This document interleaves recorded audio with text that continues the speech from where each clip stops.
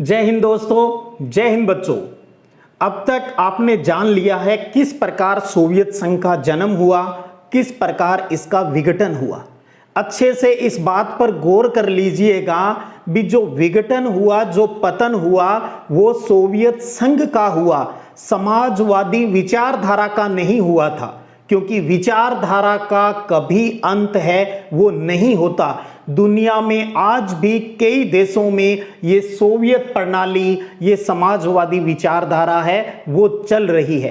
तभी तो दुनिया के कई लोगों ने, संवेदनशील लोगों ने इस सोवियत प्रणाली की सराहना की है। और इसकी सराहना के दो प्रमुख आधार है। एक तो है योजनाबद्ध यानी वेल प्लान्ड अर्थव्यवस्था, और दूसरी समाजवादी प्रणाली यानी समाज हित सर्वोपरि। इन दो आधारों की वजह से आज भी इस व्यवस्था की प्रशंसा है वो होती है। अब हम समझते हैं भारत के सोवियत संघ के साथ संबंध किस प्रकार के रहे, यानी भारत की विदेश नीति की झलक अब हम यहां पर समझ रहे हैं।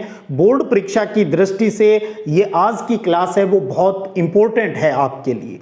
हम सोवियत संघ के विघटन से पहले भारत के संबंध और सोवियत संघ के विघटन के बाद भारत के संबंध, इन दोनों ही मुद्दों के ऊपर चर्चा करते हैं। सबसे पहले बात करते हैं जब शीत युद्ध चल रहा था, तो शीत युद्ध के दौरान भारत और सोवियत संघ के बीच है वो संबंध बहुत गहरे थे। और इस वजह से कई आलोचकों ने भारत की आलोचना भी की थी कि आप तो दूसरी दुनिया यानी सोवियत संघ के खेमे के मेंबर हो गए हो। पर भारत ने कहा नहीं, हमारे सिर्फ मैत्रिक संबंध उनके पास है, हम उनके गुट में शामिल नहीं हैं, हम तो गुट निरपेक्ष आंदोलन के जनक हैं, हम दोनों ही गुटों में शामिल नहीं हैं।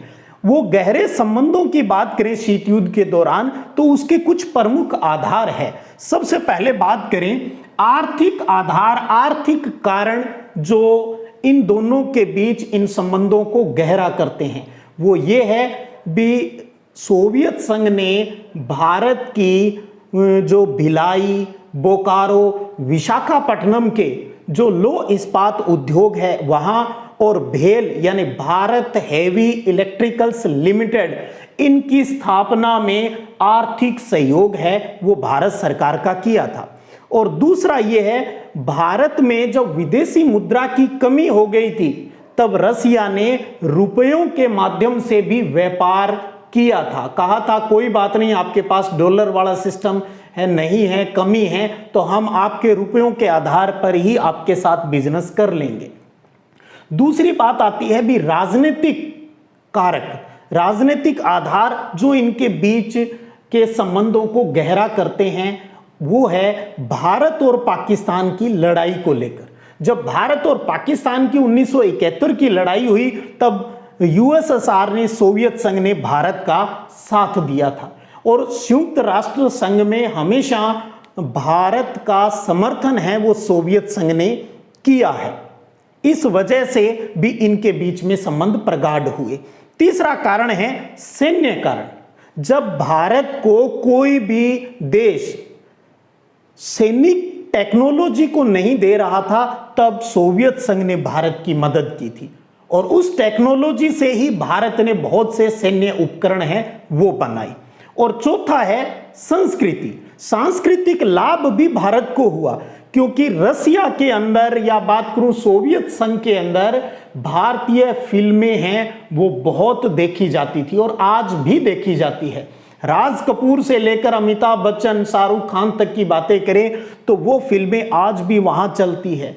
भारत में फिल्म रिलीज होती है उसके साथ वहां पर भी खूब वो फिल्में कमाई है वो करती है। तो क्योंकि लोगों को भारतीय सिस्टम है वो पसंद आता है, कल्चर पसंद आता है। तो ये चार आर्थिक, राजनीतिक, सैन्य और सांस्कृतिक जो कारण थे, आधार थे, इन वजह से शीत युद्ध के दौरान से ही भारत और सोवियत संघ के बीच गहरी मित्रता थी और गहरे संबंध थे। अब 1991 में जब सोवियत संघ का विघटन हो गया तो फिर उनके संबंधों पर क्या फर्क पड़ा। देखिएगा, भारत हमेशा विश्व शांति का पक्षधर रहा है। सिर्फ सोवियत संघ ही नहीं, दुनिया के लगभग सभी देशों के साथ भारत ने हमेशा अच्छे संबंध बनाए हैं या बनाए रखने की कोशिश की है।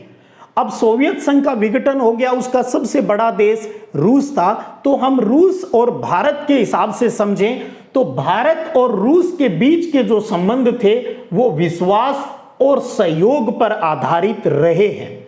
और दोनों ही पक्ष, चाहे भारत की बात करो चाहे रूस की बात करो, दोनों ही बहुध्रुवीय विश्व के पक्षधर रहे हैं। भी एक से ज्यादा महाशक्तियां हैं वो दुनिया में होनी चाहिए। तो अब हम एक शब्द मिल गया अपने को भी, बहुध्रुवीय विश्व। तो भारत और रूस के अनुसार बहुध्रुवीय विश्व की परिभाषा क्या है, इसका आशय क्या है, उसको समझते हैं। इसका मतलब है कि जो अंतरराष्ट्रीय लेवल पर अनेक शक्तियां होनी चाहिए और अंतरराष्ट्रीय सुरक्षा की सामूहिक जिम्मेदारी होनी चाहिए। उन सभी देशों की जिम्मेदारी है भी शांति बनाई रखी जाए और साथ में कि अंतरराष्ट्रीय समस्याओं का जो समाधान है वो बातचीत से होना चाहिए। और संयुक्त राष्ट्र संघ को लोकतांत्रिक और शक्तिशाली है वो बनाया जाना चाहिए और प्रत्येक देश की अपनी स्वतंत्र विदेश नीति होनी चाहिए। ये है बहुध्रुवीय विश्व का मतलब, जो परीक्षा में आपसे 1 या 2 नंबर के रूप में पूछा जा सकता है। सामान्य आपसे पूछे बहुध्रुवीय विश्व का मतलब क्या है, तो अंतरराष्ट्रीय स्तर पर अनेक शक्तियां होनी चाहिए और सुरक्षा की जिम्मेदारी है वो सामूहिक हो और समस्याओं का समाधान बातचीत से होना चाहिए। ये 3 महत्वपूर्ण मुद्दे हैं वो इसके अंदर आ जाते हैं। तो कुल मिला के बात करें तो रसिया के साथ अच्छे संबंध है। अब संबंध हैं तो इसका मतलब दोनों को ही लाभ है, भी रूस से भारत को और भारत से रूस को लाभ है। तो सबसे पहले बात करते हैं रूस से हमें क्या लाभ है, भारत को क्या लाभ है। सबसे बड़ा लाभ है राजनीतिक लाभ और वो है कश्मीर मसले पर। कश्मीर का मुद्दा जो विश्व स्तर पर पहुंच चुका है उसमें हमेशा रूस ने हमारा पहले भी साथ दिया और आज भी इस मुद्दे को लेकर साथ खड़ा है भी। कश्मीर भारत का अभिन्न अंग है। तो एक तो कश्मीर मसले को लेकर, दूसरा आतंकवादी सूचनाओं के आदान प्रदान को लेकर भारत को लाभ है। पश्चिमी एशिया में पहुंच बनाने का भारत को लाभ है। ऊर्जा आपूर्ति में लाभ है क्योंकि भारत है वो रूस से जो तेल है वो उसका आयात करता है और चीन के साथ संतुलित संबंध स्थापित करना भी भारत के लिए बहुत लाभप्रद है। कब? जब रसिया के साथ, रूस के साथ उसके संबंध अच्छे हो, क्योंकि आपको पता है चाइना हमेशा या तो डायरेक्ट या इनडायरेक्ट रूप से हमें परेशान करता है। तो जरूरी हो जाता है भी रूस के साथ हमारे संबंध है वो अच्छे होने चाहिए, क्योंकि रूस चाइना के ऊपर पड़ता है तो उसको भी डर रहे भी कल को चाइना अगर भारत के साथ समस्या क्रिएट करता है तो रसिया उधर से जवाबी कार्रवाई है वो कर सके। और ऐसा हमेशा रसिया ने भारत के लिए मित्रता है वो निभाई है। तो ये तो हुए भारत के लाभ। अब बात करें भी भारत से रूस को क्या लाभ है, क्यों वो इससे हमेशा दोस्ती बनाए रखना चाहता है। तो इसका सबसे बड़ा जो लाभ है वो ये है भी भारत हथियारों की खरीद का दूसरा बड़ा देश है। रूस से हथियार खरीदने वाला भारत दूसरा सबसे बड़ा देश है। और आपको पता है हथियारों की जो खरीद होती है तो बहुत बड़ी डील होती है, तो इससे रसिया को सबसे ज्यादा फायदा होता है। और दूसरा है कि तेल आयात तक होने का लाभ भी रूस को मिलता है। हमने कहा इधर ऊर्जा आपूर्ति की बात की, तेल प्राप्ति, ऊर्जा प्राप्ति के लिए भारत है वो रसिया से संबंध स्थापित करना चाहता है। तो भारत जब तेल लेगा, ऊर्जा संसाधन वहां से लेगा, तो भारत को तो लाभ होगा ही होगा, रसिया को भी तो लाभ हो रहा है, आर्थिक लाभ। और तीसरा है कि परमाणुविक योजनाएं बनाने के लिए भी इन दोनों के बीच जो महत्वपूर्ण संबंध है वो स्थापित होने ही चाहिए, ये रसिया को भी लगता है। तो ये है भी भारत से रूस को क्या क्या लाभ हो रहे हैं। तो भारत से रूस और रूस से भारत दोनों को ही लाभ है। इसलिए भारत की जो विदेश नीति है वो हमेशा रसिया के साथ मित्रवत रही है और रसिया ने भी भारत के साथ मित्रता निभाई है। तो अब हम क्या समझे, क्या अब हम ये समझें भी दूसरी दुनिया का जब विघटन हो गया था तो अब एक महाशक्ति के रूप में प्रथम गुट जो जीता अमेरिका, क्या हमें उसके साथ ज्यादा संबंध स्थापित करने चाहिए? क्या हमारी विदेश नीति हमें अब चेंज करने की जरूरत है, या हम हमारे पुराने दोस्ती पर ही चलते रहें, भी रसिया को ज्यादा प्राथमिकता दें और वर्तमान की जो महाशक्ति है अमेरिका उसको ज्यादा तवज्जो है वो नहीं दे? मैं अपनी तरफ से एक बात कहना चाहूंगा और जो इस प्रश्न के लिए, इस मुद्दे के लिए सही भी है कि make a new friends but not forget that old is gold. आप कितने भी नए दोस्त बनाएं लेकिन पुराने मित्र हैं उनके साथ दोस्ती नहीं छोड़े, क्योंकि ओल्ड इज गोल्ड होता है। मानते हैं भी आज अमेरिका महाशक्ति है, तो क्या सिर्फ महाशक्ति होने के नाते हमें रसिया को छोड़कर अमेरिका का साथ देना चाहिए? आपको याद कीजिए, जब मैंने ये सब्जेक्ट पढ़ाना स्टार्ट किया था और ये टॉपिक स्टार्ट किए थे, तब एक बात कही थी कि विश्व जगत में न तो कोई परमानेंट दुश्मन होता है और न ही कोई परमानेंट दोस्त होता है। राष्ट्रहित, देश हित हमेशा सर्वोपरि है, वो रहता है। जरूर शीत युद्ध के बाद अंतरराष्ट्रीय बदलाव आया है, तो भारत ने भी समय के अनुसार कुछ बदलाव किए हैं। इसका मतलब ये नहीं है भी उसने रसिया को छोड़ दिया है, क्योंकि रूस से भारत को बहुत लाभ हो रहे हैं। लेकिन अमेरिका के साथ भी अब समय है भी रसिया के साथ साथ अमेरिका के साथ भी हमारे संबंध है वो हमें और अच्छे करने चाहिए।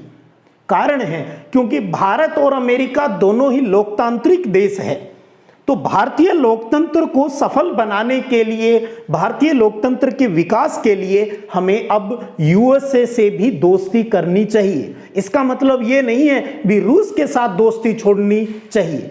अलग अलग लोगों के अपने अपने विचार हो सकते हैं और दोनों ही देश, भारत और अमेरिका, दोनों ही आतंकवाद से बहुत ही पीड़ित हैं, जूझ रहे हैं।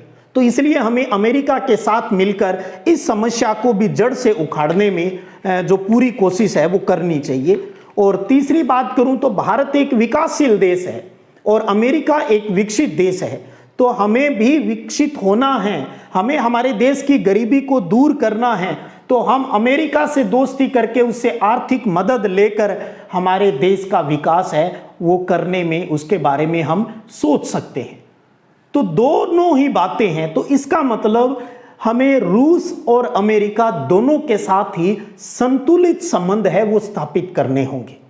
आज के हिसाब से बात करें तो भारत है वो अमेरिका के साथ काफी अच्छे संबंध बनाने में कामयाब भी हुआ है। रूस के साथ उसने हमेशा अच्छे संबंध पहले भी बनाए रखे हैं और आगे भी जारी रखना चाहता है। अब पूरी स्टोरी से समझ भी गए होंगे भी भारत दोनों के साथ क्यों अच्छे संबंध है वो स्थापित करना चाहता है। तो ये थी आज की अपनी अंतिम क्लास इस अध्याय की। उम्मीद करता हूं आप सारी बातें अच्छे से समझे होंगे। सिर्फ हमें इन किताबी बातों को ही नहीं तैयार करना है परीक्षा की दृष्टि से, हमें आने वाले समय में जो प्रतियोगी परीक्षाओं को फाइट करना है, चाहे आप सरकारी सेवा में जाएं या आप सार्वजनिक कोई भी राजनीतिक जीवन अगर जिएंगे, तो आपको इन मुद्दों के बारे में समझ होनी चाहिए और इन मुद्दों से के बारे में आपको हटकर भी सोचना चाहिए। किताबी नॉलेज के अलावा भी आपको सोचना चाहिए। कोई घुमा के आपसे कोई बात पूछता है तो उसमें आपका व्यू क्या होगा? व्यू जब आप दें तो उसमें सकारात्मकता है वो होनी भी चाहिए।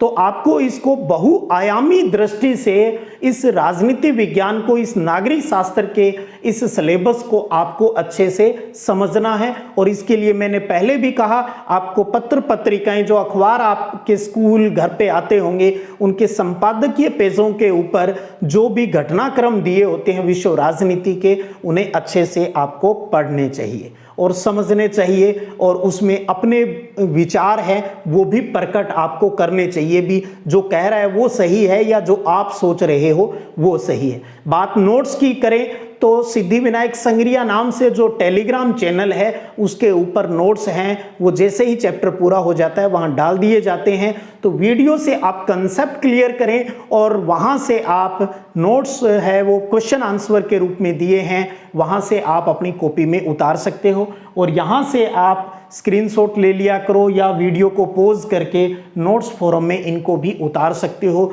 जो बाद में आपको रिवीजन के रूप में बहुत हेल्पफुल रहेंगे। बने रहिएगा इसी प्रकार इसी चैनल के साथ, फिर मिलते हैं, तब तक जय हिंद जय भारत।